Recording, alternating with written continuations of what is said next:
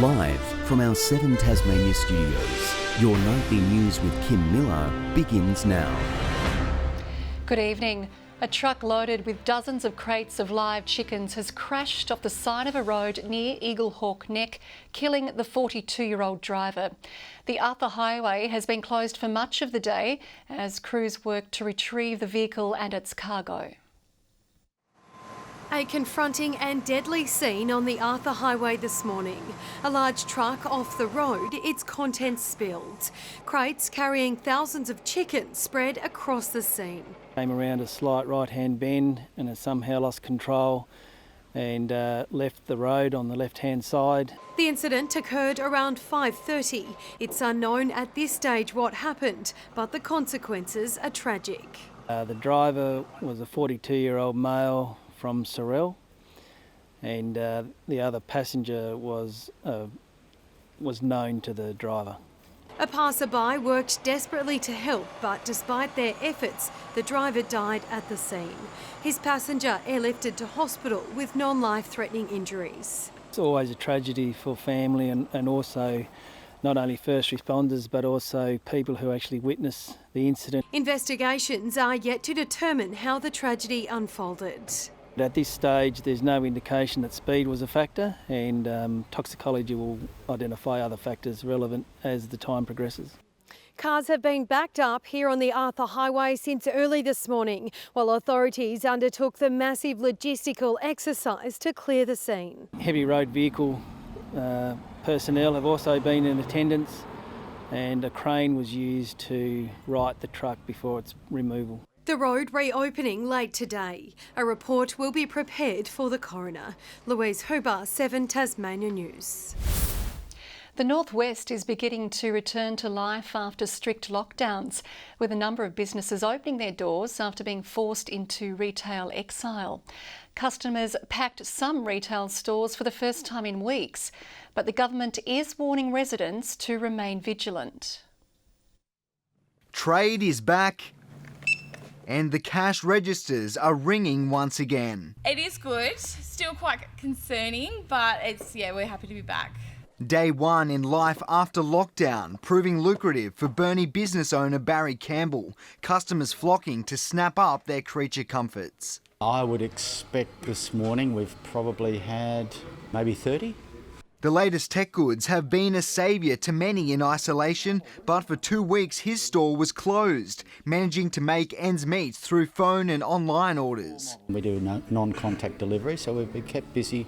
The region back open for business after restrictions to prevent the spread of coronavirus forced non-essential retail stores to close their doors. The last 3 weeks have been closed and it's been difficult and trying times. This local shoe store getting a kick out of its return to the public. Other shop fronts aren't so lucky. The gyms and the massage, a lot of those places, the beauty therapists and the like who haven't been able to open at all. 2 weeks ago at Bunnings in Devonport, there was not a car in sight. Today it was hard to find a car park. While there's growing optimism in the northwest that life could soon return to normal, the government is urging people not to become complacent. It is not open slather on the northwest. Please stay home. It's important. The statewide rules remain in place. Garth Burley, 7 Tasmania News. For the third day in a row, Tasmania has recorded no new coronavirus cases. But there are currently 44 active cases in the state. But with increased testing and people still in quarantine, Public Health says it's expecting to find more cases in coming days. 150 people still in quarantine.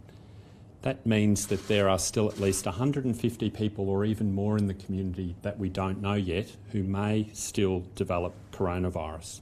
More than 15,000 tests have been completed. Anyone with even mild symptoms is being urged to contact their doctor. Tasmanian parents say they're starting to feel the pressure as they balance working from home and supporting children through school. The Catholic education system has reaffirmed its schools remain open to everyone, no questions asked, despite a letter sent from a school principal saying otherwise. For many students, this is their new classroom. Then create a poster that ranks the shape. And it will stay that way for a while as parents are asked to keep children home if possible. I think the kids are missing their friends, and I think we're all really missing the school community. For parents working from home, trying to support learning and keep the kids entertained, they're feeling the pressure. I think the hardest thing for me is trying to be a teacher, or try and supervise at least, to make sure they're doing what the school is expecting them to do, and do my own work from home. There is an opportunity here, and the missing piece that needs to be addressed, which is from the employer side, which is actually about recognising that you need to cut workers some slack. But there's been confusion in the Catholic system about whether children of non-essential workers should be in the classroom. A letter sent from the principal of Hobart St Mary's College saying students are being sent to school because, among other reasons, they miss their friends, are going stir-crazy, or it frees up time for parents to run errands. But Catholic Schools Tasmania has clarified this, saying that message was unfortunate and their schools remain open to everyone. Right from the outset, we've said that any student who comes to our school is welcome. We don't ask questions, we're not particularly concerned about whether they may well be children of emergency workers. As many teachers also adjust to the new way of learning, the Premier confirmed there's still a long way to go before advice changes. The rules are in place until the end of second term. But we will keep it under review. We need to follow the public health advice right now, but it's prudent to begin planning on how vulnerable cohorts can be supported into the future. The positive is, for the first time ever, my son is actually saying he would like to go back to school. So school is looking good compared to homeschool. A tense wait for students and their parents. Michelle Wisby, 7 Tasmania News. Tasmanian salmon giant Hugh Aquaculture has been fined $40,000 for environmental breaches. The company was sentenced in the Hobart Magistrates Court today, charged with depositing a pollutant where environmental harm was caused and breaching an environmental protection notice. The charges relate to contaminated water being discharged onto land at its Port Huon site. The magistrate said the business had since acknowledged the seriousness of its offending and had implemented changes. A Risdon Vale woman found guilty of murder is facing a wait as she appeals her conviction. Margaret Ann Otto is currently serving 15 years for instigating the murder of her husband, tattoo artist Dwayne Doc Davies, in 2017. Her lawyer told the judge by video link the appeal should be heard in person because it's complex. Another directions hearing was set for later this month. Prosecutors are also appealing, arguing her sentence is too short. The victim's former friend, Bradley Scott Purkis, is serving 25 years for committing the shooting murder. Another clinic dedicated to treating people with coronavirus symptoms has opened in the state. Launceston has joined Devonport and St Helens in having its own dedicated service run by GPs. The clinic is capable of seeing up to 100 patients a day. There is other testing available. There's drive-through testing available down at the Elfin Sports Centre, but that doesn't provide that initial assessment and treatment that a doctor can provide as well. I think complacency is going to be our biggest risk moving forward though. We've got to remember that the world only had one case 5 months ago and now we've got 3.5 million. So there's a long way to go, but we're off to a good start. Those seeking treatment at the clinic need to make an appointment in advance. Well, although class sizes are down, a school canteen is working harder than ever to serve the community. The team at Guildford Young College is dishing up tasty meals for charitable causes, including an A+ brownie, which has stolen hearts.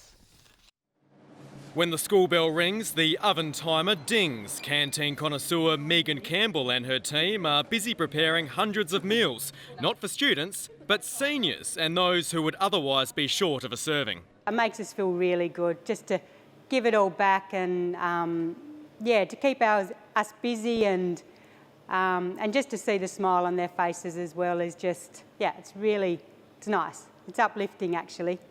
On the menu today in the Guildford Young College kitchen are curried sausages and 500 slices of cake. They're being delivered to Vinnie's, Meals on Wheels and a sister school, making good use of the kitchen while regular students stay home. The team has been preparing and presenting these meals for the past 4 weeks as a way to stay in work while class sizes are wound back. I love working here. It's great. It's excellent, especially now it's even more rewarding. The only problem will be what happens post-pandemic. Miss Campbell's chocolate brownies have won top marks from her newfound fans, and they won't be giving them up easily. That just walks out the door when the kids are here, and so you can imagine everyone's loving it around the communities. And we're getting emails from customers from Meals on Wheels saying how appreciative they are. Good luck taking them off the menu. Tom Johnson, 7 Tasmania News. Tasmania has made its strongest commitment yet to hosting AFL clubs in the state under the league's Radical Hubs concept. Premier Peter Gutwin signed a letter to AFL boss Gillan McLachlan this morning, outlining the state's readiness to be a part of the game's restart. The Premier says one of the big sticking points over the plan, who will pay, has been resolved. We believe if the costs are being met by the AFL, as I understand that they are, that we believe that we could provide an opportunity there, subject to public health advice in terms of our border controls. The government says its early plan would be to play the games in Launceston. Good evening. Temperatures today ranged from -1 on Mount Wellington to 19 in Launceston, Hobart 16 today, Burnie 18 and Devonport 17. So now that we're in May, the average expected temperatures have dropped 3 or 4 degrees, so today most temperatures above average. St Helens and Friendly Beaches 18, Lowhead, Grove and Ouse 17, Flinders Island 16, Smithton and King Island 15 and Strawn 14. Low cloud extends over western and southern Tasmania, mostly clear skies over the northeastern parts. Low cloud also over Victoria and southern parts of South Australia. A cold front there is approaching Western Australia as well. Some thunderstorms over the tropics. Tomorrow the high continues on its easterly path, extending a ridge over Central Australia. A cold front south of the Bight. Winds west and northwesterly at 10 to 20 knots, reaching 30 knots over the southwest tomorrow. We do have a strong wind warning from southeast Cape to Low Rocky Point. Tuesday in Hobart, a top of 17 and partly cloudy. 15 for Adventure Bay, Tarraleah 2 overnight, 13 the top tomorrow. 17 for Launceston and partly cloudy, 16 the high for Devonport and Bridport. Burnie tomorrow can expect a top of 16 as well, partly cloudy, 15 the high for Strawn with a light shower, possible light shower for Marrawar, 15 degrees. St Helens sunny and 18, 17 the top for Swansea, Whitemark partly cloudy and 16. Wednesday now, and fine apart from a possible light shower over the north and west. Light showers over the north on Thursday, increasing in the afternoon before extending across western and central areas. And on Friday, showers pushing right over the state, reaching the east by evening. A late storm in Perth tomorrow. A sunny day forecast for Adelaide. Some fog to start the day in Melbourne ahead of a fine day and a top of 19. A frosty start for Canberra. Showers for Sydney. Partly cloudy in Brisbane. Little cloudy in Hobart, 12 at the moment, clear in Launceston and Devonport, both on 11 degrees. And Kim Miller, I wish you a very happy birthday. I dare not ask how old you are, that'll just enrage the social media keyboard warriors out there, but I do gather that you are heading home to the family now for a fancy dress celebration or something. No, but for the record, I'm 48 and very proud of it. Thank you very much, Murph. Ah, dear. That is your news for now. Thanks for joining us. Good night.